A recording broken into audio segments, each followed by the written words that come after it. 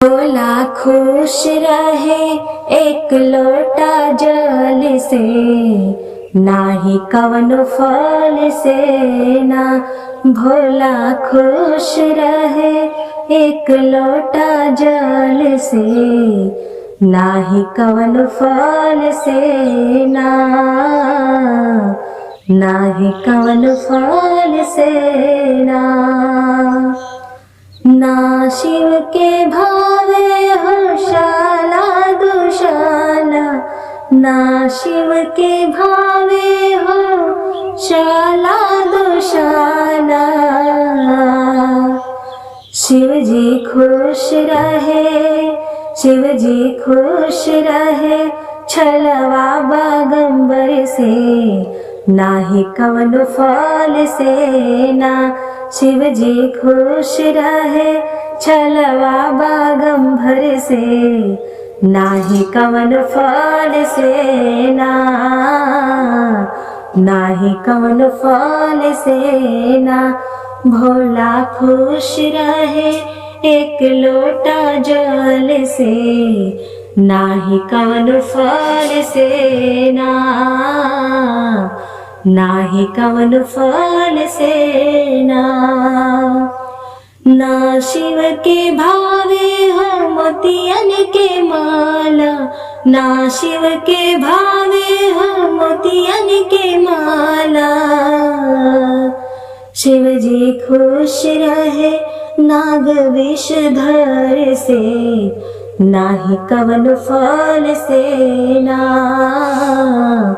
नाही कवनो फल से ना। कि भोला खुश रहे एक लोटा जल से, नाही कवनो फल से ना, नाही कवनो फल से ना।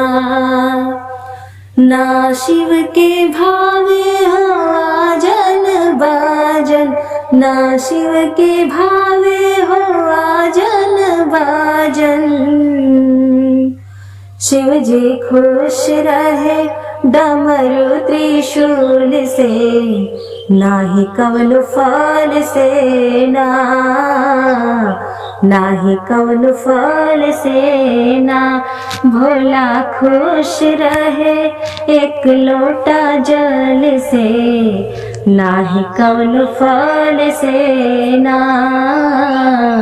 नाही कवनो फल से ना।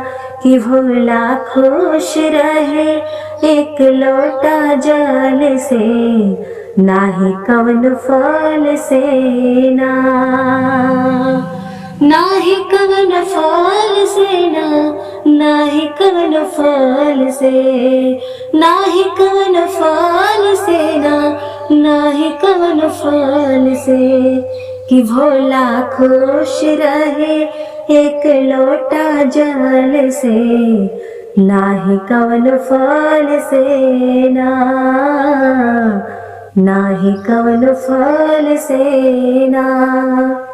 ना शिव के भावे हो हाथी घोड़ा रथवा, ना शिव के भावे हो हाथी घोड़ा रथवा। शिव जी खुश रहे, शिव जी खुश रहे बुढ़वा बैल से, नाही कवनो फल से ना, नाही कवनो फल से ना। कि भोला खुश रहे एक लोटा जल से, नाही कवनो फल से ना, नाही कवनो फल से ना। ना शिव के भावे हो सिंदूर के टीका, ना शिव के भावे हो सिंदूर के टीका। शिव जी खुश रहे श्वेत चंदन से, नाही कवनो फल से ना।